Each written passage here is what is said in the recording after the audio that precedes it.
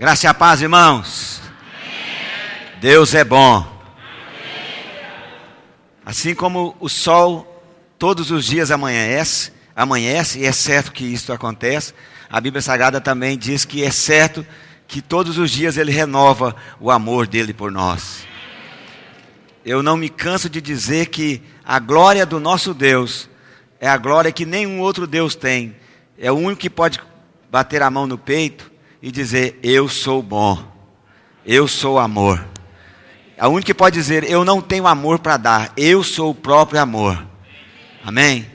É o único que nós podemos receber dele sem nós merecermos. Na verdade, isso é graça. Graça é receber o que nós não merecemos. Amém? Glória a Deus. Já contei essa história algumas vezes, mas eu tenho certeza que muitos que estão aqui não ouviram. Então eu vou contar e você nunca mais vai esquecer o que é graça de Deus. Amém? Diga: Deus, na pessoa do Espírito Santo, habita no meu espírito. E diga: como Deus residente em mim,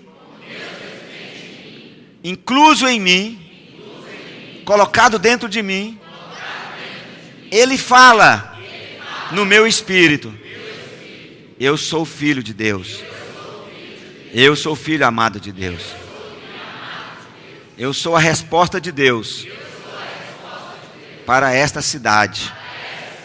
Eu sou a resposta de Deus para a minha geração.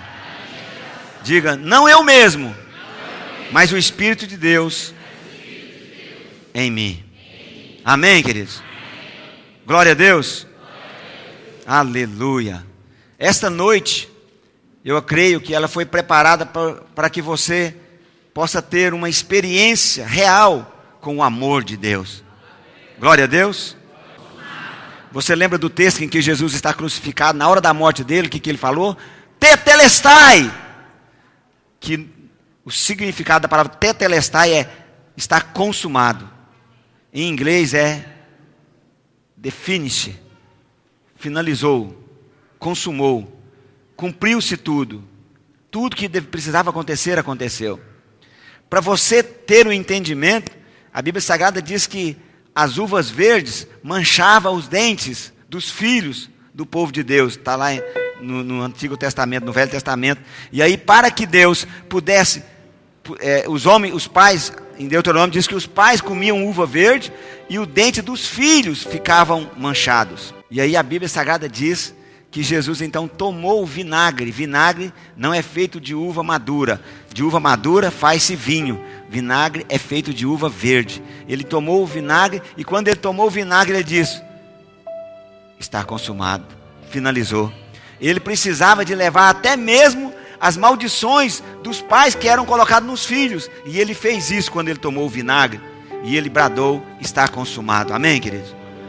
Tem até um pastor, vocês conhecem, que escreveu um livro que chama A Obra Consumada. Amém? E por falar nas últimas palavras de Jesus Cristo, que é o fundador do cristianismo, você sabia que Jesus Cristo é o fundador do cristianismo? Você sabia que a primeira vez que eles chamaram os cristãos de cristãos foi uma maneira de crítica? Porque eles estavam chamando os cristãos, os seguidores de Cristo, de cristãos, como se fosse uma crítica. Cristão não é algo grande, é algo pequeno, como se fosse um pequeno Cristo, um Cristozinho. Então, os cristãos eram imitador de Cristo, pequenos cristos. Aí eles fizeram, zombando dele, dizendo que eles eram cristãos. E Jesus Cristo, Ele é o fundador do cristianismo. Por isso que quando Ele, no momento em que Ele foi entregar o seu Espírito, Ele bradou em alta voz: está consumado. E aí a palavra de Deus então diz que ali começa a minha e a sua vida. Antes disso, olha aqui, não havia redenção. Nós não estávamos redimidos. Mas quando Jesus disse está consumado, então se cumpriu tudo. E agora você e eu ficamos em Cristo também. Depois disso, a Bíblia Sagrada diz que Jesus então foi assunto ao céu. Os anjos viram ele sendo assunto ao céu, subindo ao céu. E a Bíblia diz em Efésios que ele se assentou nas regiões celestiais ao lado de Deus Pai. Cristo ainda não tem um trono dele. Ele se assentou no trono de Deus Pai, à direita da cadeira de Deus Pai. Mas ele não tem um trono dele. Depois da grande tribulação e do milênio, depois de tudo isso, Deus vai dar o trono, um governo para ele, um reino para ele, uma dimensão para ele. Então nesta hora que ele vai receber, ele então vai, inclusive depois juntamente com a igreja, quero estar lá, vai devolver tudo a Deus Pai, dizendo que a ele pertence tudo. Então, mas a Bíblia Sagrada diz que Jesus Cristo foi assentado nas regiões celestiais, e ele diz que ele nos fez sentar nas regiões celestiais. Não é maravilhoso isso? Ele nos fez assentar. Por quê? Porque a nossa alma, ela não quer sentar, ela não quer descansar, ela não quer esperar em Deus, ela quer fazer com a própria mão, ela quer agir, né? Ela quer agir na força do braço, na ação. Eu quero resolver a situação, eu quero fazer. Então nós queremos ter ações, mas o Senhor diz que a melhor coisa para nós fazermos é descansar, é esperar nele, esperar no Senhor. Diga, eu devo esperar no Senhor. Amém?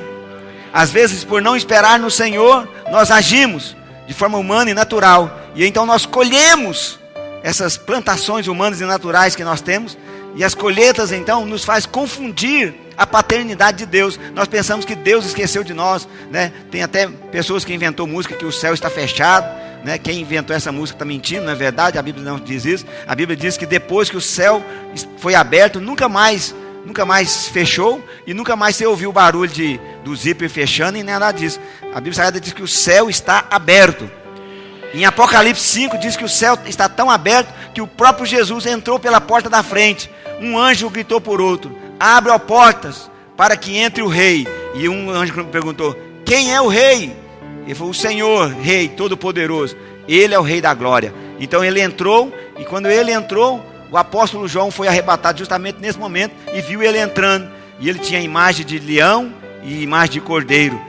Como cordeiro ele tinha morrido, mas como leão ele tinha ressuscitado. E a Bíblia Sagrada diz que ele era adorado pelos 24 anciãos. Possivelmente, esses 24 anciãos possivelmente é uma outra geração, possivelmente, que viveu antes de Adão. Isso é outra história. Você precisa fazer o cursão em CTL e o pastoral para você compreender. É uma outra história, é mais comprida um pouquinho. Eu só tenho até a meia-noite para pregar, então não posso falar sobre ela. Mas possivelmente faz parte de uma outra geração que já consumou, que já fez tudo, porque eles já tinham recebido a glória. A glória que a igreja vai receber só no milênio, esses 24 anciãos já tinham recebido a glória. Então esses 24 anciãos tinham recebido a glória, mas eles pegaram a glória que eles tinham e depositou nos pés do Senhor, dizendo: não é minha glória, o do Senhor é toda a glória, todo o louvor, toda a adoração. Amém? Glória a Deus. Esse é o padrão que Deus quer para nós como igreja. Deus tem para você, para mim como igreja, que nós possamos nos amadurecer tanto ao ponto de termos a maturidade dos anciãos, né? A maturidade de uma anciã, uma pessoa já madura, que sabe que a glória não é minha, a glória é do Senhor, o louvor é do Senhor. Amém? É óbvio que isso não tira a questão da honra, porque a Bíblia Sagrada diz que você tem que dar glória a quem merece glória, mas deve dar honra também a quem merece honra. Tem pessoas que merecem honra. Os nossos líderes de células são pessoas que merecem honra, merecem ser honrados. Por quê? Porque eles têm feito um trabalho pela vida da igreja, cuidando dos irmãos, edificando os irmãos. Esses irmãos são vencedores, têm respondido ao Senhor, compreendeu o amor de Deus e têm respondido ao amor de Deus, têm dado uma resposta ao amor de Deus, também amando as pessoas. Glória a Deus. Os discipuladores, as discipuladoras, as líderes de célula.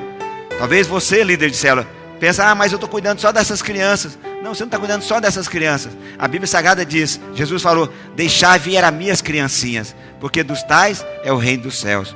Presta atenção. Quando um pastor não deixa as irmãs trabalhar com criança, ou impede um trabalho de criança, ele está impedindo as criancinhas de ir para o reino dos céus, de seguir ao Senhor. Por isso nós como igreja precisamos, os casais que são líderes de célula, presta atenção, precisamos de viabilizar meios para que as irmãs possam fazer as reuniões de célula, para que as criancinhas possam ser levadas ao Senhor. Amém? E nós não sejamos como os apóstolos, pessoas que estavam impedindo as criancinhas de conhecer o Senhor, porque eles também precisam conhecer o Senhor como nós também conhecemos. Amém, queridos? Glória a Deus. Diga comigo: nós sabemos. Você pode falar mais forte? Diga: nós sabemos. E cremos que somos amados por Deus. Glória a Deus. Então, como eu falei para você, o cristianismo começou no está consumado. Ou seja, a dívida foi paga. Então somente agora nós só precisamos de crer. Cremos em Cristo Jesus. E nós devemos amar o Senhor com todas as nossas forças. É a Bíblia Sagrada que diz. Mas nós precisamos de ser conscientes de que o nosso amor é insuficiente para com Deus. Fazendo um quadro comparativo ao amor de Deus, o nosso amor é muito pequeno, é muito insuficiente relacionado ao amor dele para conosco. Amém, queridos? Portanto, hoje à noite, ou nessa oportunidade, eu quero falar com você, falar principalmente do amor de Deus por nós. Amém? Eu quero falar o quanto esse amor faz toda a diferença em nosso viver cristão. Você que está ouvindo essa palavra pela internet, o que eu quero dizer para você, falar com você, ou está ouvindo pela rádio, o que eu quero falar para você é que, quero falar aqui hoje para você, mostrar para você o quanto o amor de Deus faz toda a diferença na nossa vida.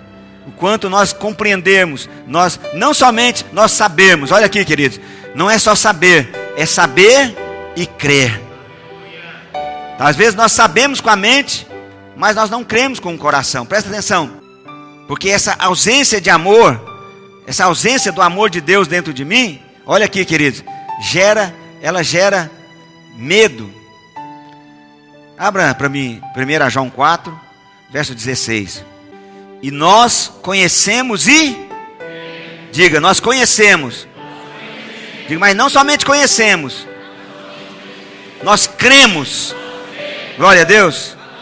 No amor que Deus tem por nós. Deus é amor. E aquele que permanece no amor, obviamente, permanece em Deus. E Deus nele. Glória a Deus, aleluia. Amém, querido? Nisto em nós, verso 17. Nisto, 17º. Nisto em nós é aperfeiçoado o amor, para que no dia do juízo mantenhamos confiança, pois segundo Ele é, também nós somos neste mundo. No amor, verso 18.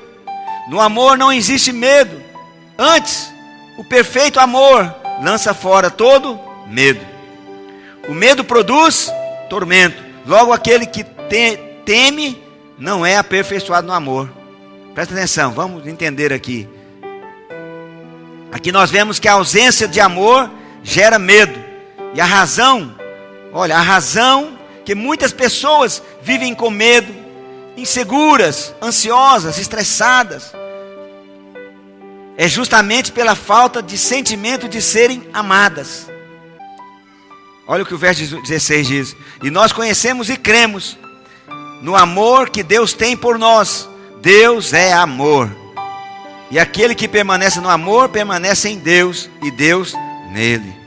Aí o verso 17 diz, e por isso, é por isso que João diz que nós temos conhecido e crido no amor que Deus tem por nós. Não basta nós conhecermos, nós podemos crer que somos amados. Diga, não somente conhecer com a mente, mas crer com o coração que eu sou amado. Amém, queridos? Olha, presta atenção. Você deve lembrar que hoje Deus não está lidando com você com base em quem você é. Ele está lidando em você com base não em quem você é, porque você ainda erra. Não, Ele não está lidando com você em relacionado a quem você é. Ele está lidando com você e julgando você. Olha aqui, queridos, Ele está julgando você tendo por base um homem perfeito. Esse homem perfeito chama-se Jesus Cristo.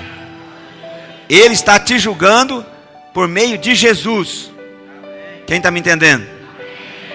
Foi João quem disse, como Ele é, nós somos neste mundo. Glória a Deus. Jesus pode ser condenado? Sim ou não? Diga não. Por que não pode ser condenado? Porque há uma lei que nenhum criminoso pode ser condenado 2 vezes pelo mesmo crime. Amém? Isso está em Levítico. Então Jesus já foi condenado uma vez, sim ou não? Então ele pode ser condenado novamente? Não pode ser condenado novamente. Então não tem mais como ele ser condenado novamente. Nós estamos em, diga, Cristo. Quem está em Cristo? Você pode ser condenado? Não. Por quê? Porque você não se apresenta de Deus como você mesmo. Você se apresenta como alguém vestido e revestido da glória de Cristo. Quando Deus olha para você, Ele não vê você, Ele vê Cristo. Aleluia. Quero mostrar para você o quanto nós somos amados. Aí no verso 18 diz, verso 18, olha o verso 18. Põe por favor o verso 18. Isso. No amor não existe medo. Antes, o perfeito amor lança fora o medo. Qual é o perfeito amor? É o nosso ou o amor de Cristo? É o amor de Cristo, é o amor de Deus. Ele é o amor perfeito. É um amor que não tem mais nada a perfazer nele, já é completo. Ele já é completo. Então presta atenção. A sua pergunta hoje, me ouça. Mas o que acontece? Às vezes tem muitos filhos que não se sentem amados pelo pai.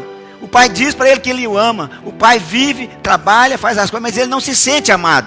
E como ele não se sente amado, ele sempre ouve o pai falar as coisas e ele fica debaixo de condenação, dizendo, porque eu não sou amado, porque ele não me ama. Ou então a esposa, por exemplo, o marido, por mais que o marido diga para ela que ele o ama, ela pode até saber que ele ama, mas ela não conhece o amor ainda. Ela não conhece o amor dele, ela não se abriu para isso.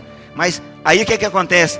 Tudo que o marido fala de amor, acontece uma circunstância e ela então se prende naquela situação pequenininha e começa então a viver debaixo de acusação, condenada, insegura, com medo de uma separação, com medo de uma traição. Por quê? Porque ela não se deixa ser ganhada pelo amor do marido. Presta atenção, nós como igreja e noiva de Cristo, nós precisamos nos deixar ser ganhados pelo amor de Cristo. Jesus já provou que Ele nos ama. Não existe esse negócio, não, tenho orado, mas o céu está de bronze, então parece que Deus me esqueceu. Não existe isso, não existe isso. Pai não abandona filho. E a palavra de Deus diz isso, ainda que a mãe abandone a criança de peito. Isso é pai abandonar, pai é um negócio meio atrapalhado. Pai, ele vai na rua, ele compra um chocolate, no caminho de casa ele come chocolate, que chocolate gostoso. O menininho chega e fala, pai, tem chocolate? Tem não, filho. A mãe, quando ela compra o chocolate, a primeira coisa que ela pensa é no filho. Isso é materno.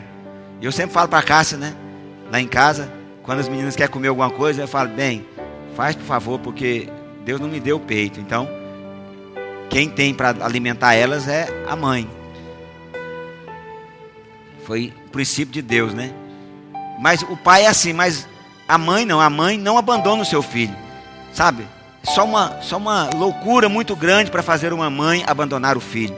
Agora, o profeta diz que ainda que a mãe abandone o filho que amamenta, a palavra de Deus diz, mesmo assim, o nosso Deus jamais nos abandonará. Ainda que uma mãe venha abandonar, a Bíblia Sagrada diz que o nosso Deus jamais nos abandonará. Não, Deus é tão claro isso, é tão evidente que Ele jamais nos abandona, que Ele não queria mais ficar conosco. Ele não queria mais ficar conosco. Ele queria ficar, vou inventar uma palavra aqui, que eu gosto dessa palavra, ela não existe. Ele queria ficar em nosco e não conosco. Em nosco. É inventada essa palavra. E não conosco. Não conosco, mas em nosco. Residente em nós. O Pai queria tanto ficar perto de nós, que Ele entrou dentro de nós. E Ele se tornou um só espírito. Foi amalgamado. Já viu aquela obturação de amálgama que faz no dente? o Espírito foi amalgamado. Pegou água, pegou cimento e misturou com areia. E fez algo. Agora não, tira o cimento, não tem como mais. Virou uma massa, ficou amalgamado. Não separa mais, amém, queridos? Não separa mais. O Espírito de Deus está em você. E a Bíblia Sagrada diz que o Espírito, em Colossenses, diz que o Espírito de Deus está dentro de você como um penhor, como uma segurança de que Jesus vai voltar para te buscar. É a segurança que nós temos da esperança da glória que Jesus vai vir. É o Espírito Santo em nós. É a segurança que Ele nos dá. É o penhor, Ele colocou o penhor para vir me buscar depois. Quem está me entendendo? Glória a Deus. Maravilhoso isso, né, irmãos? Aleluia. Aleluia. Lá no livro de Apocalipse 2, verso 4. Por favor, ponha. Nós vemos uma repreensão. Falando sobre o primeiro amor, eu quero falar sobre isso, né? Porque você lembrou aí na hora daquele texto, lá em Apocalipse 2, verso 4. Uma repreensão que Jesus faz aos irmãos de Éfeso, para que eles possam voltar ao primeiro amor. Quem lembrou desse texto? Ele falou, olha o que ele diz, 2, verso 4. Olha o que está escrito. Tenho, porém, contra ti, porque abandonaste o teu? Eu também já preguei errado a respeito disso. Eu achava que esse primeiro amor é aquele primeiro momento da conversão, entendeu, Equinelson? Estou apaixonado por Jesus. Eu também preguei errado. Me perdoe, irmãos. Deus abriu meus olhos para algo mais profundo. E isso é verdade, mas tem algo mais profundo, mais perfeito. Presta atenção, é só pegar esse texto com o texto de 1 João que você vai perceber o que eu estou dizendo. A Bíblia diz que nós o amamos porque Ele nos amou primeiro. Qual que é o primeiro amor? É o nosso ou é o dele? É o dele. Quando ele fala voltar à prática do primeiro amor, é para que você volte ao entendimento do amor de Deus por você, não seu por Deus. O nosso amor por Deus é muito imperfeito e muito pequeno, não consegue alcançar, mas o amor dele para conosco sim. Então a pergunta não deve ser: será que eu sou aceito por Deus? Será que eu sou amado por Deus? Será que eu estou agradando a Deus? Presta atenção, essa não é a pergunta que você vai fazer mais. A pergunta que você vai fazer agora, presta atenção, a pergunta correta é: Cristo é aceito por Deus? Cristo está agradando o Pai? Cristo é amado pelo Pai? Sim ou não? Olha aqui, eu vou fazer a pergunta e você responde. Cristo é aceito pelo Pai? Cristo está agradando ao Pai? Cristo é amado pelo Pai? Cristo jamais ficará debaixo de condenação? Sim. Então, o texto que nós lemos diz: assim como Ele é neste mundo, nós também somos. Glória a Deus. Então você nunca será condenado mais. Você nunca mais ficará debaixo de acusação. Você é amado pelo Pai. Você nunca será abandonado. É a certeza. Assim como Cristo é neste mundo, nós também somos. 1 João 4,18. Olha, não é isso que eu estava lendo? Olha lá, 1 João 4,18. Olha o que está escrito. Meu filho, olha aqui. Do jeito que Ele é, você é também. Ele é amado. Você é amado. Ele jamais foi abandonado. Será abandonado? Sim. Você também jamais será abandonado. Jesus Cristo é vencedor. Você também é vencedor. Jesus venceu o pecado. Você também venceu o pecado. Em Cristo Jesus. Jesus é aceito pelo Pai. Você também é aceito pelo Pai. Jesus é filho amado. Você também é filho amado de Deus. Assim como Ele é, nós somos neste mundo. Para de ficar murmurando e reclamando. Eu estou sofrendo, eu não sei o que mais. Para com isso. Libere palavras de fé, dizendo: eu sou amado por Deus. Eu posso não estar vendo com os meus olhos agora, mas o meu espírito sabe. Eu confesso e declaro. Eu confesso e declaro e continuo declarando: Ele me ama, Ele cuida de mim, Ele está comigo, Ele me sustenta pela mão direita. Aleluia. Glória a Deus. Aleluia. No amor não existe medo. Antes, o perfeito amor lança fora o medo. Ora, o medo produz tormento. Logo, aquele que teme não é aperfeiçoado no amor. Sabe, queridos? Isso é verso 18. Ora, o medo produz o que, queridos? Diga, tormento. Agora, o que é a palavra tormento, pastor? No original, tormento aqui é a ação, é o medo que é causado no criminoso, um tormento, porque ele está com medo, porque ele vai ser condenado e vai ser punido. Ele está com medo da punição. Como ele está com medo da punição, ele fica atormentado, assustado, angustiado. Isso é o medo que ele está falando. Então, esse tormento aqui, olha o que está escrito aí, verso 18. O amor não existe medo, antes o perfeito amor lança fora o medo. Ora, o medo produz tormento. Logo, aquele que tem esse tormento, ele não é aperfeiçoado no amor. Esse medo da punição, o medo da condenação de Deus. Se você, querido, tem medo do futuro, medo de não ter o suficiente financeiramente, medo de perder alguém, ou medo de ir para o inferno, fica tranquilo, não se acuse não. O que você precisa é de ter uma experiência com o amor de Deus. Quando você tiver uma experiência com o amor do Pai, você vai descobrir que você não precisa ter medo do futuro, porque o Senhor de todo o tempo, do passado, do presente e do futuro, está com você. Ele te sustenta, Ele te guarda, amém? Já falei isso várias vezes. Como alguém que está num desfile de 7 de setembro, nós estamos atrás de um muro, olhando no buraco, vendo só o que está passando aqui agora. O que já passou a gente não vê, o que vai passar a gente não vê só o presente. Mas Deus, no bom sentido, está acima do muro.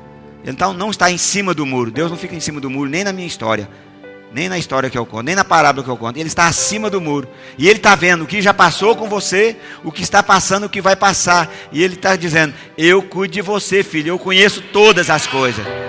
Você pode não entender o que passou antes de você passar aqui agora, e você pode nem saber o que está atrás de você, mas eu sei o que está atrás de você. Eu te sustento. Se atrás de você tivesse algo que iria destruir você, eu mesmo te tiraria daí e colocaria você em outro lugar, porque eu cuido de você. Quem está me entendendo?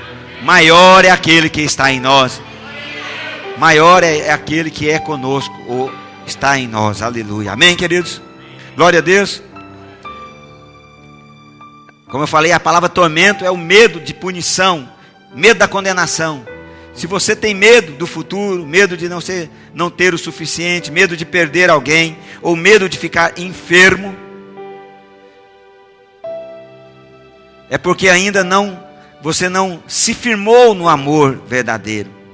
Você está tentando amar a Deus com as suas forças, mas tentar amar a Deus com as suas forças, de pouco vai resolver. As nossas forças são pequenas. Por isso que às vezes ficamos com nossos joelhos trôpegos, tropeçando, fraco, porque na verdade não é na nossa força que nós caminhamos. Eu gosto sempre de dizer isso, não importa repetir isso, sempre digo. Eu lembrei que vocês queriam que eu contasse, né, no começo, que eu falei para vocês que eu ia contar sobre a graça de Deus, né? É uma historiazinha que eu conto, que às vezes, porque tem gente ainda que, mesmo a gente pregando, ele fala assim: eu estou achando bonita essas palavras. Inclusive, cada vez mais as pessoas estão pregando, cada vez são mais bonitas ainda, mas muito bom, mas eu não estou entendendo muito bem. Outro dia alguém falou: pastor, mas isso parece ser muito fácil. Aí eu disse: e quem diz que é difícil? Quem diz que servir a Deus é difícil? Difícil é servir o diabo. Servir a Deus é maravilhoso. Amém, queridos? É maravilhoso, é leve, é suave. Foi Ele quem falou: tome meu fardo, porque o meu fardo é leve e suave. Ele não diz que servir a Ele é pesado, difícil e complicado. Não, Ele diz que é leve e suave. E Ele diz que é para nós recebermos de graça. Pastor, mas fulano de tal não merece. Então, por isso que ele recebe. Porque a graça não é para quem acha que merece, é para quem reconhece: eu não mereço, mas mesmo sem merecer, Ele me dá. Glória a Deus. A história então que eu conto, a parábola que eu conto, sempre conto no começo, era para ter contado no começo, não contei ainda, então vou contar agora. É do rapaz que estava no Fusquinha 72, aquele Fusquinha antigo, velho. E ele estava dirigindo, e na frente dele estava indo um rapaz que tinha acabado de pegar uma Mercedes para fazer um test drive. e assinou lá a promissória da Mercedes. E ele ia comprar essa Mercedes, assinou todo o documento, e agora ele estava devendo essa Mercedes. Ele saiu para fazer um test drive, então não tinha seguro, não tinha nada ainda na Mercedes. Ele estava andando, e uma Mercedes era novinha, mais de 100 mil reais, 160 mil reais.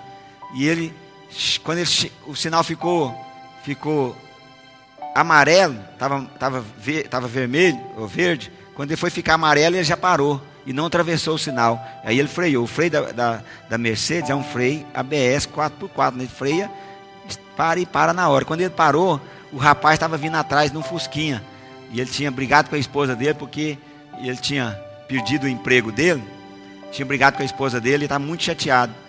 E ele, com muita dificuldade, ele arrumou umas moedinhas, botou umas moedinhas de gasolina no Fusquinha dele, e estava dirigindo. O Fusquinha dele era daquele que você tinha daquelas bombadas para frear. Quando a Mercedes parou na frente dele, quando ele foi dar a bombada, ele já tinha batido na traseira da Mercedes. Não sei se você sabe, um Fusca 72, ele não tem lanternagem, ele tem ferragem na frente. E acabou com a Mercedes do rapaz. E aí então, aquele motorista, aquele rapaz no Fusquinha, botou a mão no volante e pensou assim: será, como é que ele vai me matar? Será que ele vai me arrastar pela cidade, amarrar eu e arrastar eu pela cidade? Vai passar a Mercedes em cima de mim? Será como que ele vai me matar? Ele deve ter uma arma muito forte lá dentro, ele vai vir com a arma. E aí então ele ficou lá. Quando ele estava lá pensando, o rapaz, o motorista da Mercedes, botou a mão no ombro dele. E ele: rapaz, que vai enforcar, pelo que eu estou vendo. Aí então o dono da Mercedes disse: pode ficar tranquilo, você não precisa pagar o que você me deve. Você não falou amém porque não era você, né? Isso não é graça, isso é misericórdia. É o coração de Deus, córdia, ligado à miséria do homem. Isso é misericórdia. Nós não pagamos, não conseguimos pagar o que nós devíamos, mas o dono da Mercedes, chamado Jesus, chegou e disse: eu pago para você o que você está devendo. Você não precisa pagar nada, eu pago. Enquanto a lei cobra, a graça paga. Aí então ele voltou pro carro, deu partida no carro. Ele falou: ixi, será que esse rapaz está ficando louco? Deve ser loucura isso. E realmente assim. A misericórdia, a graça de Deus é loucura para aqueles que se perdem. Para nós é poder de Deus, mas para eles é loucura. É a loucura do merecimento. Nós não merecemos, mas recebemos. E aí então o rapaz tinha dado partida, o dono da Mercedes tinha dado partida no carro, desligou o carro. Aí ele botou a mão na cabeça. Agora piorou, ele arrependeu, e deu tempo dele respirar um pouquinho. E agora eu entendi por que ele não me matou. Ele tinha esquecido a arma lá e foi pegar a arma. E então ele voltou. Aí o rapaz botou a mão na cabeça, pensando: foi bom até hoje, vivi aqui, liderei aquela célula na videira, foi bom, né? Fazer o que, né? A vida foi boa, obrigado, Deus. Aí então, na minha história, diz que o rapaz chega, bate a mão no ombro dele e falou: tem uma coisa. Ele falou assim: pode matar, eu vou te dar uma Mercedes zerada. Isso é graça. Não, misericórdia é não pagar o que nós devemos, que nós devíamos, e graça é receber o que nós não merecemos. Isso é graça. Nunca mais você vai esquecer o que é graça de Deus. Graça é receber o que eu não mereço. Aleluia. Pastor, mas isso é muito loucura. Não, isso é o Evangelho de Jesus. Isso é o Evangelho de Jesus. Isso não é o Evangelho de Roma. Esse é o Evangelho de Jesus. É o Evangelho de Jesus Cristo. Não é o Evangelho romano, de pagar o preço, de sofrer. A pessoa está sofrendo assim, morreu desse jeito, está com câncer, porque ele está pagando o preço. Não, não tem preço para pagar. Jesus já levou sobre ele as nossas enfermidades. Então, nós só podemos e precisamos de crer nisso. Crer que Jesus tem esse poder. Crer que o Pai deu a ele essa autoridade. Amém, queridos? Então nós recebemos de graça, sem merecer, né? Foi até o que eu falei. Nelson comentou comigo: tremendo isso, pastor. Que insight tremendo o senhor falou sobre a graça. Eu não sou pecador, né? Sou pecador não porque pequei, mas porque herdei do primeiro Adão o pecado. Mas também eu sou justo, não porque eu tive atitude justa, mas porque o segundo Adão, Jesus, me deu essa justiça e me fez justo. Amém, queridos? Glória a Deus. Então nada do que eu fiz ou deixo de fazer vai alterar o amor de Deus por mim.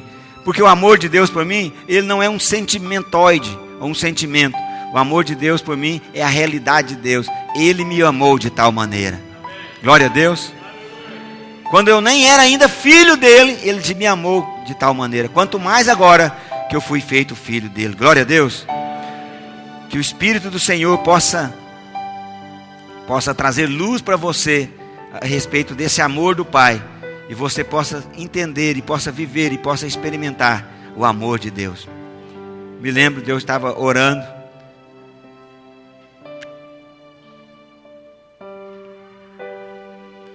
Eu orando ao Senhor. E eu falei para Deus, Deus, eu não tenho o que orar. Eu não sei o que orar. Eu estou tão atordoado com tudo isso. Tão afligido. Aí o Espírito de Deus me lembrou do texto em que ele diz que eu deveria orar em outras línguas quando eu não soubesse o que orar. E eu então comecei a orar em línguas. E eu me lembro quando eu comecei a orar em língua, meu espírito começou a ser aquecido. Eu comecei então como que subir pelas nuvens e perceber e tocar e ser tocado por esse amor de Deus. E eu falei para Deus, estava andando na beira-rio, e falei para Deus, Deus, o quanto eu amo o Senhor não faz diferença não, mas o quanto o Senhor me ama, saber o quanto o Senhor me ama faz toda a diferença. Aí eu falei para ele, Senhor, me mostra o quanto o Senhor me ama. Aí ele disse, eu mostrei isso para você, filho, o dia que o meu filho foi para a cruz. A prova do amor foi ele ir para a cruz, ele fazer uma viagem transcendental e vir parar na terra e nascer humildemente em uma manjedoura, submeter a Maria e a José, que sabia menos do que ele, porque ele era o criador, sendo criado por um casal de pessoas leigas lá do interior de Israel, perto das cercanias de Jerusalém. E ele, então, isso é a prova do meu amor. Eu não preciso mais provar o meu amor por você. O meu amor por você foi porque ele morreu, ou melhor, filho, ele ressuscitou por você. E ele colocou o Espírito Santo dentro de você como garantia de que você foi selado como filho dele. E eu percebi aquilo e falei, uau, isso é verdade. Então não é por causa do meu amor, é por causa do amor do Senhor por mim. E aí quando eu vi, eu estava chorando lá na beira-rio. Pô, acho que olhou e falou assim, teve o AVC, está doido agora. Foi doido. Eu chorando, falando, Deus, como o Senhor é maravilhoso. Como o amor do Senhor é maravilhoso. Sabe, queridos, na medida em que nós tocamos esse amor, percebemos, sentimos mesmo esse amor. Se deixe tocar por esse amor do Pai. Tem alguma coisa que você pode fazer para você se justificar diante de Deus? Sim ou não? Sim ou não? Não. Não. Nada. Nenhuma atitude sua vai justificar diante de você de Deus. Então presta atenção. Esse é um lado da moeda, mas tem um outro lado da moeda que eu quero te mostrar. Também não tem nada que pode atrapalhar a justiça que Deus fez na sua vida. Porque não sou eu, não é você que se fez justo. Foi Cristo Jesus que fez você justo pelo sacrifício dele. Deus nos fez justo por meio de Cristo Jesus. Então presta atenção.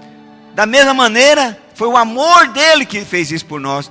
Não tem nada de bom. Ele não nos escolheu porque nós tínhamos alguma característica, alguma área na nossa vida que chamou a atenção de Deus. Não é isso.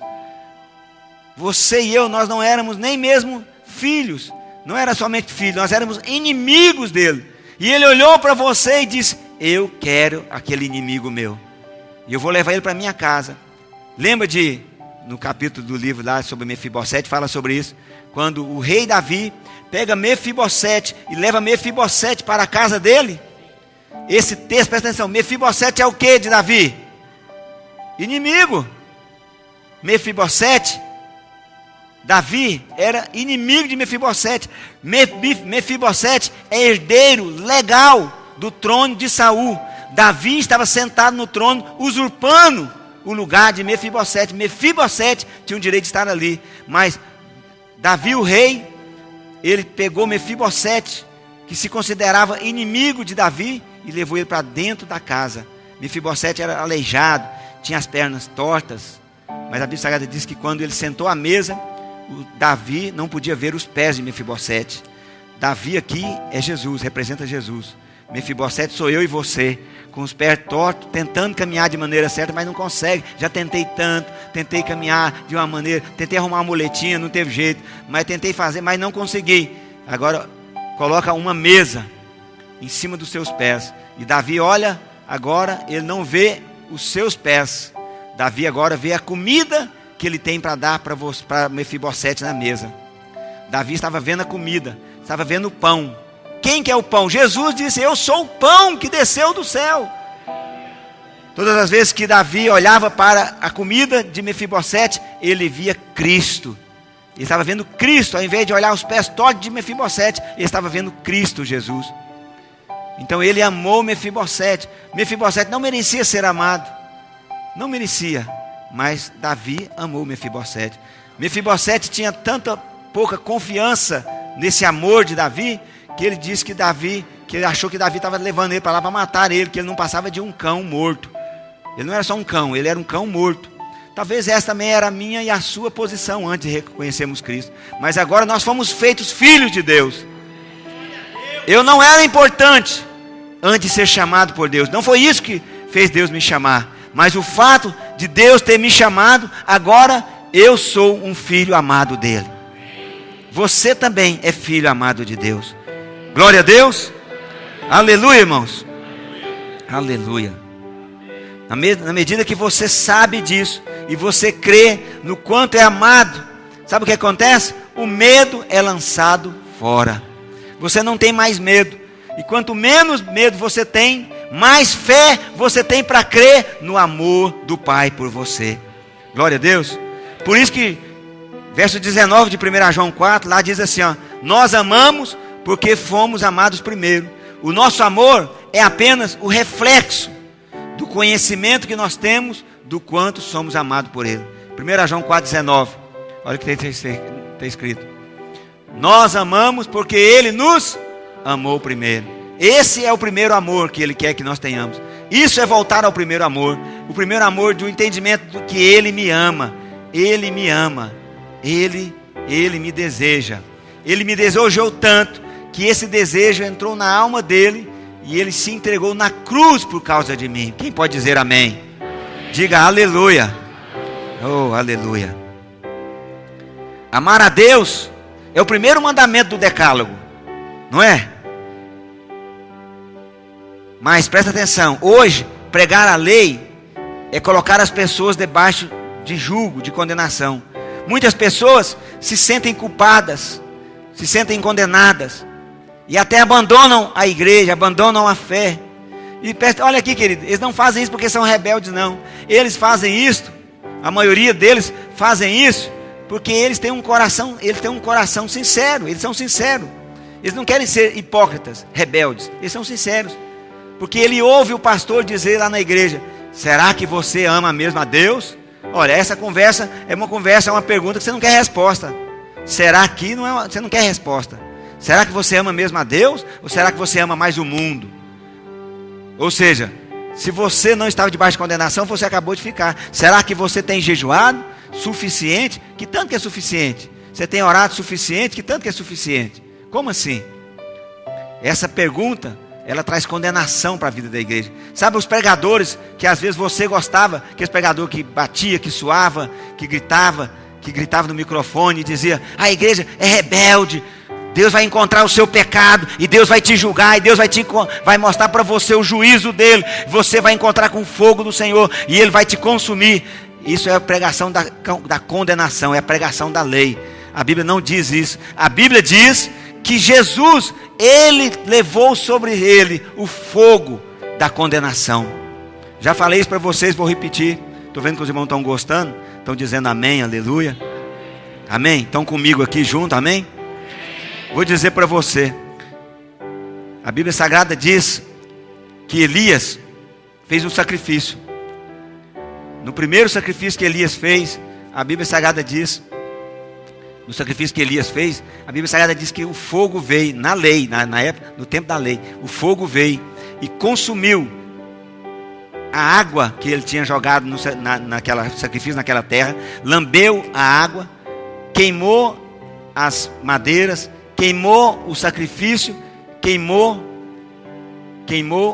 as pedras que estavam lá. O fogo da ira e do juízo foi muito maior do que a entrega, do que o sacrifício. Mas a Bíblia Sagrada diz que quando Jesus foi ofertado lá na cruz do Calvário, a Bíblia Sagrada diz que ele deu todo o seu sangue. Depois terminou de sair sangue, saiu até água. Mas o fogo da condenação e do juízo de Deus não consumiu Jesus, não consumiu ele. Ele então pôde dizer: está consumado. Eu cumpri o que tinha de ser cumprido. Eu fiz o que precisava ser feito. Amém, querido? Ele é o sacrifício correto, perfeito, que foi colocado no nosso lugar. Mas as pessoas escutam: ah, será que você ama realmente a Deus? E as pessoas então começam a concluir que se realmente amassem a Deus, eles não cairiam em pecado. Eles viveriam uma vida totalmente diferente do que eles estavam vivendo. E como ele não consegue viver, então ele fala: o que eu estou fazendo aqui na igreja? O que eu estou fazendo aqui nesse lugar? Eu vou para o mundo, eu vou servir o mundo. Presta atenção, não é assim. A Bíblia Sagrada diz que Deus ama você quando você não peca, mas quando você peca, Ele não te ama. É isso que a Bíblia diz? Não, a Bíblia diz que Ele te amou. Ele não vai te amar não, Ele já te amou. Já te amou, não importa. Mas muitas vezes, quando eu estou pregando aqui, você se sente amado. Mas quando você comete um erro, um deslize, você pensa: eu estava sendo amado, mas agora, olha o que eu acabei de fazer. Acabei de sentar a mão na orelha de um ali agorinha. Acabei de brigar com a minha esposa, com meu pai, com a minha mãe, com meu irmão. Não é verdade? Então a pessoa pensa: então eu realmente sou uma pessoa que realmente não mereço ser perdoado. E eu acho que eu não devo continuar nem indo na célula mais. Presta atenção, querido. A Bíblia Sagrada diz que assim como Cristo é, você deve ser neste mundo. Então, se hoje você é amado por Deus, amanhã também você vai continuar sendo amado por Deus. Depois de amanhã, vai continuar sendo amado por Deus. Não foi isso que nós vimos? Está no livro da obra consumada também. Que nós vimos que quando Jesus sai do batismo, ele estava lá no mar, no Rio Jordão. O Rio Jordão, bem próximo do Mar Morto. O Mar Morto é o lugar mais profundo da terra, mais profundo, mais fundo, maior profundidade da terra é o Mar Morto. E ele estava lá, e quando ele saiu da água, naquele lugar mais profundo, né? Tem uma terminologia, não é mais profundo, é mais baixo. Obrigado, querido. O mais baixo do planeta Terra. O Mar Morto é o lugar mais baixo do planeta Terra. E o Rio Jordão é próximo ao Mar Morto. Pode ficar tranquilo, querido. Se você está sentindo que você está no Mar Morto, que as coisas estão difíceis, porque o Mar Morto não tem vida, não tem alegria, pode ficar tranquilo. O Rio Jordão é o lugar do milagre. O Rio Jordão é o lugar que Jesus foi batizado. O Rio Jordão é o lugar que Eliseu mandou um machado flutuar. O Rio Jordão abriu para que Elias pudesse passar, e depois ele abre novamente para Eliseu passar. É o Rio Jordão. O Rio Jordão é lugar do milagre. Tira os olhos do Mar Morto, porque você está perto do milagre. O milagre de Deus está em ti. Glória a Deus.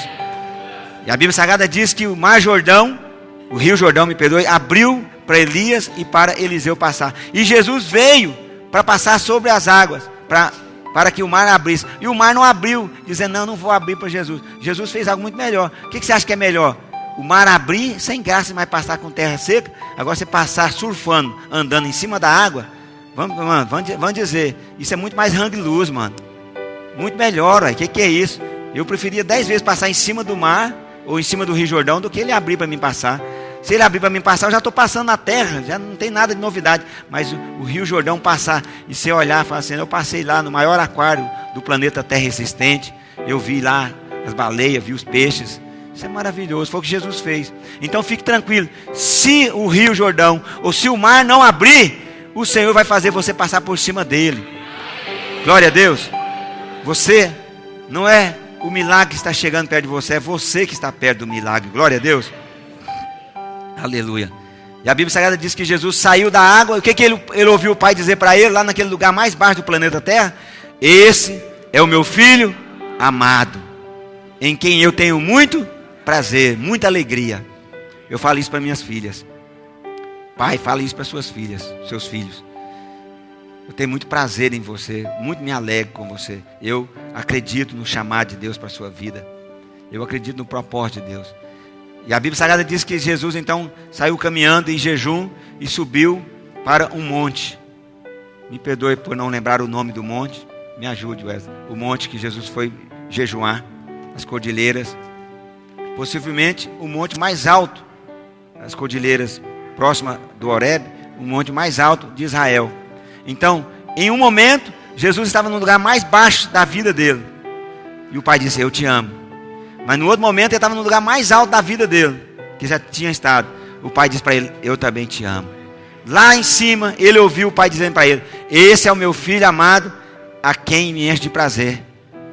E a Bíblia diz que os anjos vieram e serviram a ele no jejum depois de 40 dias. Presta atenção.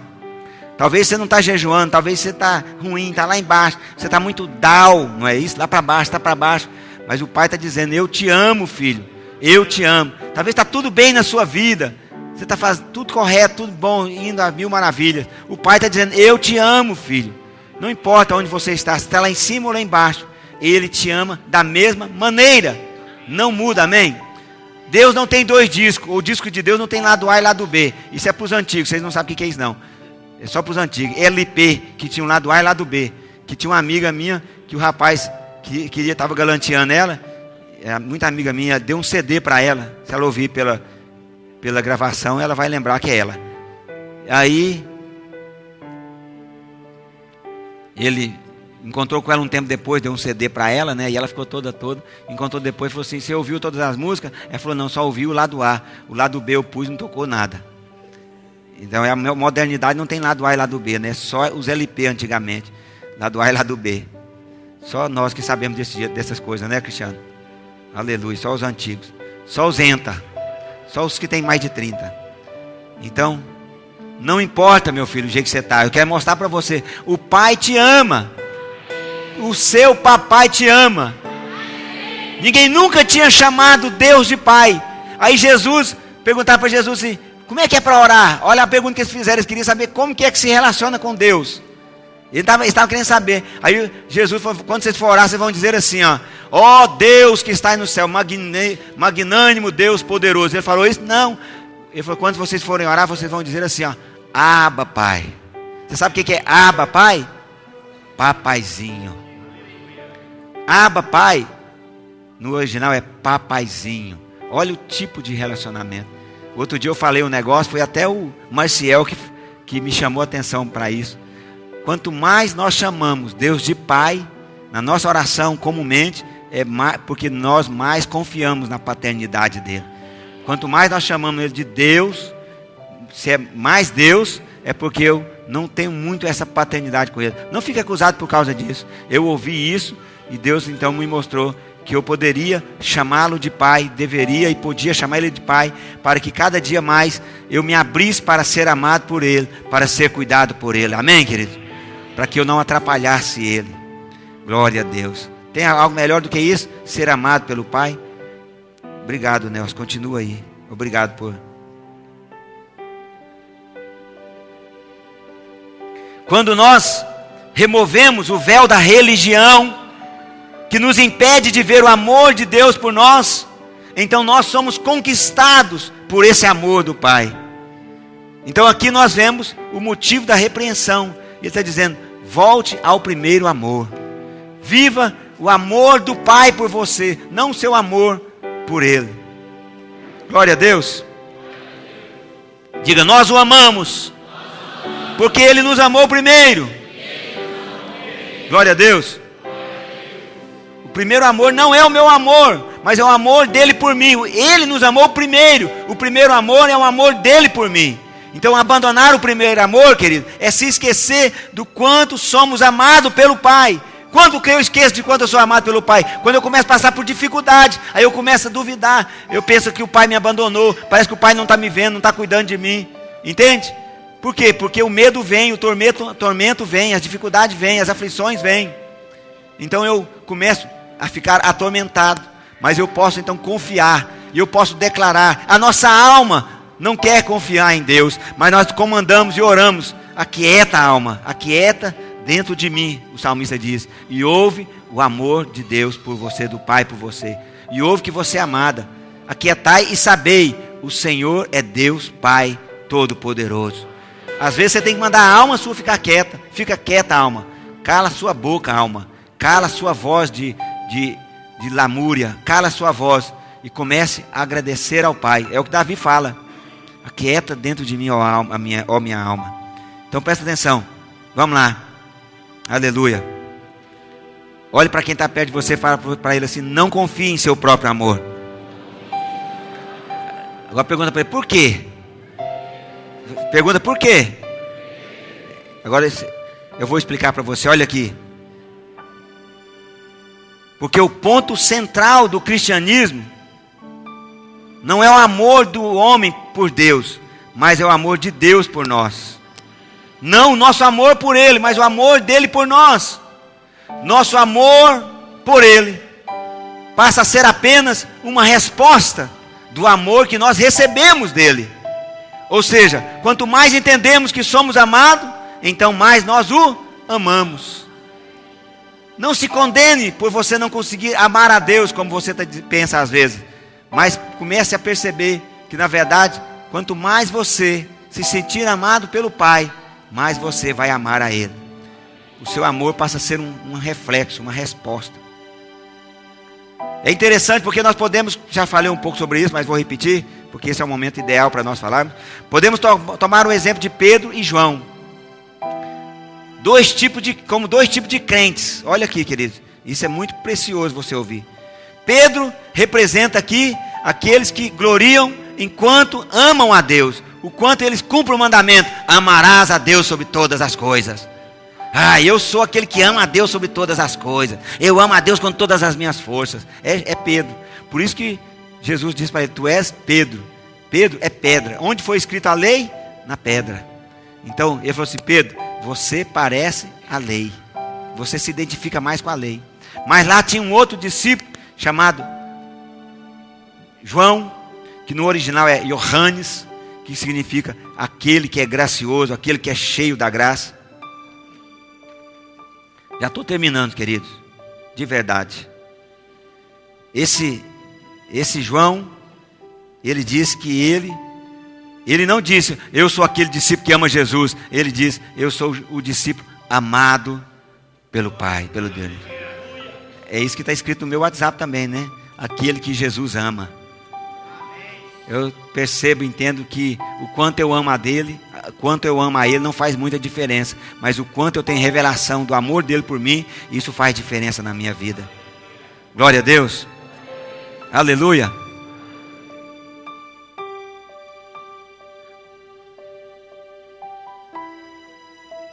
Na medida em que eu percebo e toco e me deixo ser amado por Deus e sentir esse amor de Deus, eu achava que primeiro não podia sentir. Não posso sentir, é espiritual. Não, é minha alma mesmo. Minha alma, ela tem que se sentir amada. Ela tem que perceber isso: eu sou amado por Deus. Eu sou cuidado por Deus. Eu não mereço, mas Ele quis fazer isso. Por que Ele quis fazer isso? Aí eu vou saber agora. Bill Gates chega perto de mim e fala: eu quero te dar $1 milhão. Não, por que você quer me dar $1 milhão? Não é assim não, você vai ter que falar por quê. Eu não vou receber enquanto você não falar. Você vai fazer isso? Se você for fazer isso, então você fala para ele: vai lá conversar com o pastor Jades, eu não vou receber não. E ele vai receber tranquilo. Eu vou perguntar para ele, vou falar para ele: eu nem sei por que você vai me dar não, mas me dá logo, filho. Me dá logo. Entendeu? Por que ele quer me abençoar? Não quero nem saber. Mas eu quero receber a bênção dele. Falo de coisas naturais para você entender as espirituais. Aleluia. Quando nós removemos esse véu que impede nós vermos o amor do Pai por nós, é incrível. Nós somos conquistados pelo amor, por esse amor dele. Há uma conquista. O Pai nos conquista, nós somos conquistados. Quem pode dizer amém? Glória a Deus, aleluia. Só tem mais uma, viu, irmãos? Tem mais algumas coisas para falar. Eu gostaria de terminar hoje. Deixa eu pedir para a equipe de louvor subir. Terminar hoje colocando diante de Deus o nosso coração, a nossa alma, para que o Espírito de Deus possa nos revelar o quanto Ele nos ama, o quanto nós somos amados dEle, o quanto nós não merecemos, mas Ele quer nos dar isso. Glória a Deus. Qual dos dois discípulos você quer parecer mais? Pedro ou João? João é aquele que sempre batia no peito e dizia que amava amava acima de toda. Ele falou assim: ó, pelo Senhor eu sou capaz de morrer. Está lá em João 13, verso 37. Olha o verso 37. Olha lá. Senhor, por que não posso seguir-te agora? Pedro falando. Por ti darei a própria vida. Ó, eu amo o Senhor acima de tudo. Respondeu Jesus: darás a vida por mim, Pedro? Em verdade te digo, que jamais cantará o galo, antes que me negue 3 vezes. Eu não sei se você sabe disso, mas a Bíblia Sagrada diz que o galo cantou 3 vezes. Na terceira vez que o galo cantou, que Pedro negou, o galo cantou a 3ª vez. Sabe, existe uma doença em Israel, chamada síndrome do galo cantante. O que é a síndrome do galo cantante? É uma doença que faz as pessoas chorarem, derramar lágrima. E a lágrima e o suor e o deserto causam uma ferida no olho das pessoas. E a história diz que Pedro tinha uma ferida nos olhos dele, de tanto chorar. Todas as vezes que o galo cantava, ele chorava copiosamente, porque ele havia confiado no amor dele por Jesus, e não havia confiado no amor de Jesus por ele. João, que era aquele que confiava no amor de Jesus por ele, a Bíblia Sagrada diz que ele não tinha prometido nada, não tinha falado nada. No dia da morte de Jesus, ele estava lá aos pés da cruz. Pedro estava distante, lamentando e negando Jesus. Mas Jesus ama. É incrível isso. Da mesma maneira que Pedro traiu, negou Jesus, Jesus então fez na psicologia chamado de déjà vu. Ele faz um déjà vu com Pedro. Ele chama Pedro, acende a fogueira, porque Pedro negou Jesus a última vez, era na fogueira. Ele acende uma fogueira e chama Pedro, e faz o mesmo ambiente que Pedro havia negado. E ele fala assim: Pedro, tu me amas? Vou mostrar para Pedro: eu te amo, Pedro. Agora é que você vai descobrir agora, o meu amor por você, o meu cuidado por você. E ele oferece comida para... Antes ele tinha se encontrado com Pedro e tinha pedido Pedro peixe. Agora ele oferece peixe para Pedro. Então ele mostra que vem dele e não de Pedro. E Pedro então, possivelmente ali, Pedro tem uma mudança e um encontro real com o amor do Pai. Se deixa ser amado e tocado por Ele. Ele sabe: eu sou filho do Pai, Ele me escolheu. Quero fundamentar o apelo final nisso com você. Eu não fui escolhido por ter alguma qualidade. Eu fui escolhido porque Cristo Jesus tem todas as qualidades. Não foi por mim, não foi nem por nenhuma atitude minha. Nenhuma atitude minha me aproxima do Pai, mas também nenhuma atitude minha pode me afastar do Pai, porque foi Paulo quem diz em Romanos: quem nos separará do Pai?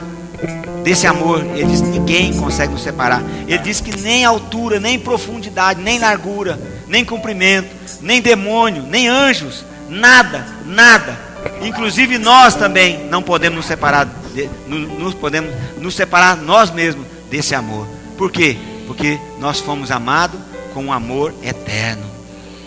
Um amor eterno. Deus se fez homem e morreu por nós. E ele, quando ele foi morrer, ele diz: está consumado. Eu fiz tudo que precisava por ele. Toda a obra já foi feita. Eu amo, meu Deus ama os seus filhos. E ele diz: aqueles que estão na mão do Pai, ninguém arrebata. Glória a Deus. Ninguém arrebata. Aqueles que estão na mão do Pai, ninguém o arrebata. Glória a Jesus.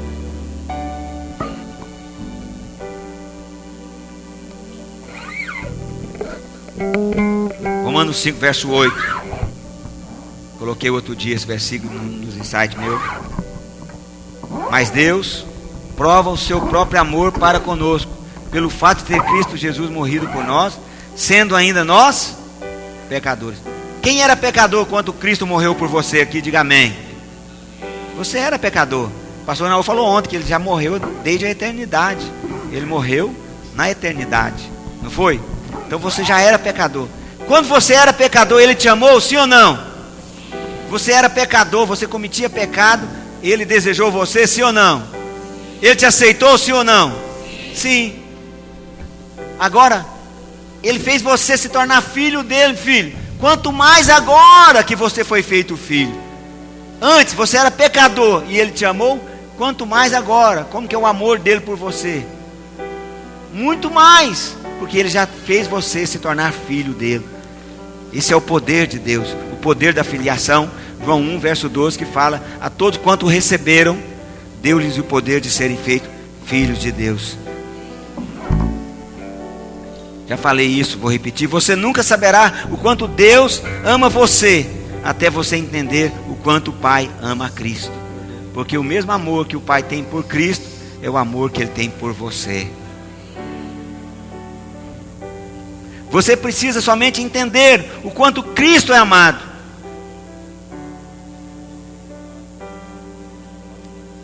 E mesmo Cristo sendo amado, Ele deu Cristo por você.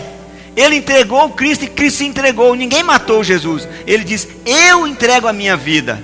Olha, ninguém matou Ele. Ele teve que entregar a vida dele. Quando vieram para prender Ele e perguntar: quem é Jesus? Ele falou: sou eu. Mas no original ele falou: eu sou. Quando ele falou eu sou, a Bíblia Sagrada diz que os soldados caiu tudo de costa. Entendeu? Goku não está com nada perto dele. Goku é fraco. Entendeu? Ele falou: sou eu. Sou eu, os soldados caiu tudo de costa. Os guardas, soldados. Entendeu? Só o pessoal da GPT que foi para pegar ele lá. O pessoal tarimbado. Caiu tudo de costa. Se ele não tivesse se entregado, ninguém conseguiria matar ele. Foi ele que entregou. A Bíblia Sagrada não diz que Jesus perdeu o fôlego e morreu. Diz que ele entregou. Ele mesmo entregou. Ele se inspirou para que então ele pudesse fisicamente morrer. Esse é o nosso Deus. Isso é o Deus de poder que nós servimos. Isso é a prova do amor dele por nós. Quando você age corretamente, eu sei que não é difícil para você crer que você é amado. Mas o teste de fé seu é crer no amor de Deus quando você falha, quando você comete pecado, quando você erra.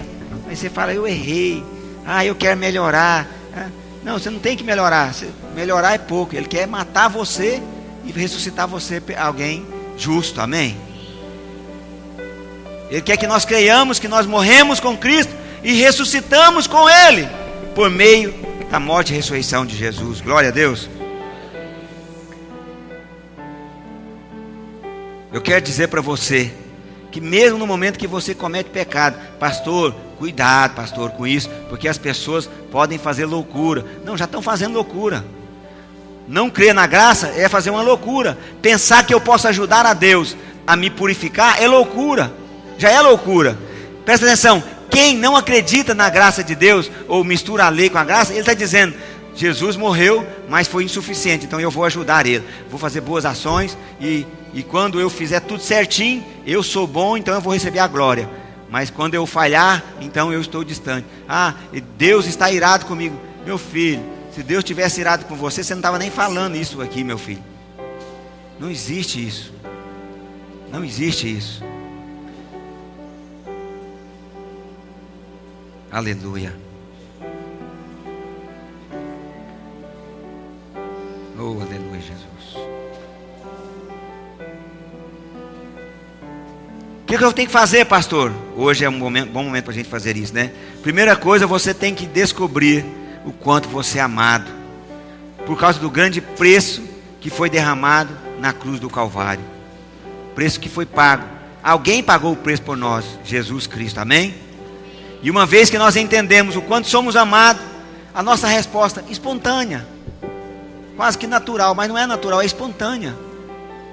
Quem sabe que é amado, ele ama. Quem se sente ofendido, ofende. Quem se sente magoado por alguém, ele magoa outros. Entendeu? Mas quem se sente amado, vai amar. Normal, isso é espontâneo. Jesus, querido. Pastor, como que eu consigo liderar, enfrentar as guerras espirituais com o inimigo? Como que eu vou conseguir, pastor? Você vai conseguir tirando de você todos os dias, orando e declarando, e arrancando da sua mente toda dúvida, todo medo, toda dúvida a respeito do amor do Pai por você. Você é amado incondicionalmente. Exercite a sua fé para crer. Eu creio e sei que sou amado incondicionalmente. Glória a Deus. É interessante, Jesus venceu a acusação dos fariseus, a traição dos homens. Por que ele venceu tudo isso? Presta atenção, tinha alguém junto com ele 3 anos e vendeu ele por 30 moedas de prata. Tem uma música, cabra safado, vendeu o meu Jesus por 30 cruzados. Deve ser mesmo, né? Entendeu? Porque como que Jesus... O que é isso? Max Lucado foi estudar a respeito de Jesus e ele disse que não pode existir um ser humano com esta condição emocional e mental. Ele diz, esse ser não pode ser humano. Esse ser que estava aqui, chamado Jesus, é divino. Max Lucado, até então, era ateu. E ali ele conhece Jesus, o maior vendedor de livros do Brasil hoje, chama Max Lucado. Pode ler vários livros dele que ele fala sobre isso. Ele se converteu estudando as características de Jesus, a personalidade de Jesus. Ele falou, não pode ser isso, não pode ser um ser humano. Isso é um ser espiritual que estava no corpo humano. Não é natural isso, não é comum. Então eu quero dizer para você, não permita que as circunstâncias venham definir o amor de Deus por você. Mesmo no meio da tribulação, saiba, você é amado. Glória a Deus. Não permita que alguma performance negativa ou algum resultado ruim defina quem você é. Mas saiba, você é amado de Deus. Não são as circunstâncias que definem o quanto você é amado. Presta atenção, mas é o quanto você é amado que define a circunstância na sua vida. Quem pode dizer amém? Pastor, cuidado com isso. As pessoas podem não entender e não servir a Deus. Eu não consigo ver as minhas filhas descobrindo que eu amo cada uma, as duas. Eu amo as duas e dou para elas, a casa é delas, o carro é delas, e por causa disso ela vai botar fogo no carro, vai botar fogo na casa, porque ela descobriu que a casa é delas e ela me ama. Presta atenção, minhas filhas são inteligentes. Por favor, os filhos de Deus são inteligentes. Eles não vão ter esse sentimento. Não, já que nós somos filhos de Deus, eu vou pecar, vou fazer. Não, já que eu sou filho de Deus, então agora muito mais. Eu não preciso do pecado, eu já estou cheio da glória de Deus. Mas a Bíblia Sagrada diz que tem a lei. Tem a lei é boa. Não estou dizendo que a lei não é boa, a lei é boa. Mas a lei, ela serve para 3 coisas. Ela serve para mostrar o caráter de Deus, quem Deus é. Deus não adultera, por isso é dizendo não adultere. Deus não mata, por isso é dizendo não mate. E a lei também serve para avultar o nosso pecado, para mostrar para nós que nós somos pecadores e precisamos de Deus. Quem está me entendendo? Mas a terceira coisa é que a lei hoje para nós no Novo Testamento não é mais lei. A lei agora é uma promessa. Ele está dizendo, não adulterarás, filho. Por quê? Porque eu vou te dar um casamento em que você vai satisfazer a sua vida com a sua esposa, o esposo com a esposa. Você não vai precisar de adulterar. Você vai viver uma vida de santidade. Porque eu vou te dar o prazer que você precisa. Eu vou fazer isso dentro do seu casamento. Alguém pode dizer amém? Não roubarás. Não é mais um mandamento, Jeová. Agora é uma promessa. Você não precisa de roubar. Não é que eu estou dizendo que Jeová fez, não. Estou só mostrando, viu? Eu tinha que... O nome dele já diz Jeová. Ele não faz isso. Então... o não roubará significa assim, você não precisa de roubar. Por quê? Porque eu sou o seu pastor e nada vai te faltar. Você não precisa de roubar, eu cuido de você, eu te sustento, eu sou a sua provisão, amém? Glória a Deus. Aleluia. Tinha mais coisa para falar, mas eu tenho que terminar, irmão. Já mandaram até um bilhete para mim aqui que já acabou. Não se toca, não? Amém? Quem me dá mais 5 minutos? Ainda estou com caixa ainda. Então eu vou contar a última parte então. Vou lembrar da mulher que pecou. A mulher que foi pega em adultério, em prática de adultério. E levaram a mulher arrastada. E aquela turba de pessoas, homens, levando a mulher arrastada. Possivelmente, o camarada que estava lá era amigo. O camarada estava adulterando com ela, era amigo deles. Porque eles não trouxeram o amigo, não trouxeram o homem, trouxeram só ela. E trouxeram a mulher, e jogaram a mulher. Possivelmente aquela mulher ainda estava suja de esperma. Talvez ela estava suja, suando daquela relação que tinha tido. Jogaram ela na frente do Senhor. Disseram para ela foi pega em adultério. E a lei diz que nós devemos matar. O que nós vamos fazer agora? O que a gente vai fazer com ela, Jesus? E jogaram em cima de Jesus o julgamento da mulher. Aí Jesus então se agachou. A Bíblia Sagrada fala que 3 vezes Deus escreveu na terra. Uma foi quando ele escreveu a lei, mostrando a natureza dele, o caráter dele. A outra vez que ele escreveu na terra foi quando ele escreveu na parede para o rei Mefi. Ele escreveu na parede para o rei, mostrando que o rei estava em pecado. É uma história maior, não vai dar para entrar nesse detalhe com você. Mas os irmãos que lembram, conhecem a palavra, sabem o que eu estou falando. Em um outro momento que ele escreve na terra, é esse momento que ele agacha e ele começa a escrever. Onde Jesus estava? Perto do templo. Quem já foi em Israel, não fui ainda, mas eu vou no nome de Jesus. Quem já foi em Israel sabe que perto do templo tem pedras. Então Jesus não escreveu na pedra, ele escreveu na areia que estava sobre a pedra, aquelas pedras daquela estrada. Então ele agachou e começou a escrever. Possivelmente Jesus começou a escrever o pecado de cada uma daquelas pessoas que estavam ali. Perguntou quem, porque ele falou, quem não tiver pecado, atira a primeira pedra. Ele tinha muito pensando, eu não tenho pecado. Aí ele começou a escrever o pecado dele lá. Talvez ele escreveu biscoito. Quando ele era menino, ele roubou muito biscoito. Ele escreveu lá maconha, que ele estava fumando maconha escondido do pai dele. E começou. E aí a Bíblia Sagrada diz que quando Jesus levantou, não tinha ninguém lá. Foi saindo do mais velho. Os mais velhos foram o primeiro, né? Falou, eu vou sair porque o negócio apertou pro meu lado.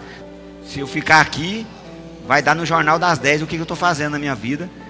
E fingindo aqui, querendo matar a mulher apedrejada. E aí é interessante, Jesus levanta.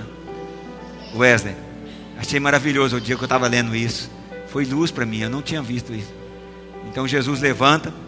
E Jesus pergunta, fala para ela, vai, não peques mais, não. E ele perguntou, ninguém te condenou? Ela disse não. Em outra palavra, Jesus dizendo, ninguém te condenou? Ela disse não. Em outra palavra, Jesus está dizendo, ó, o único que poderia te condenar de todos que estão aqui, era eu. Ele falou assim, mas eu não te condeno. Vá, sem condenação.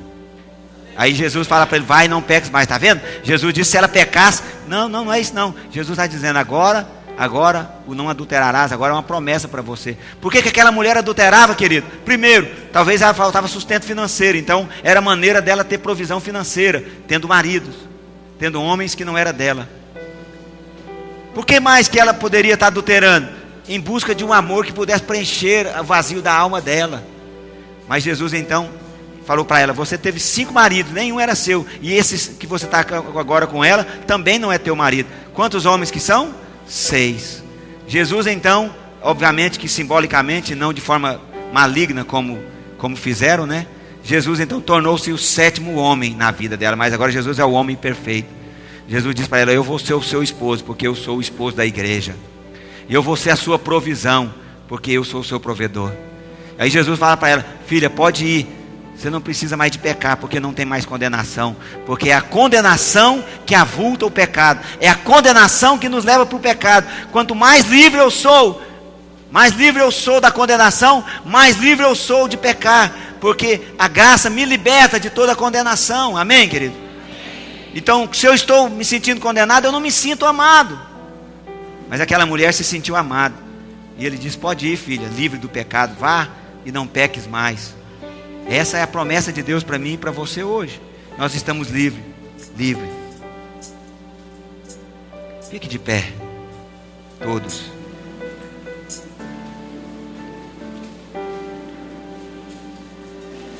Já não sou mais escravo do medo.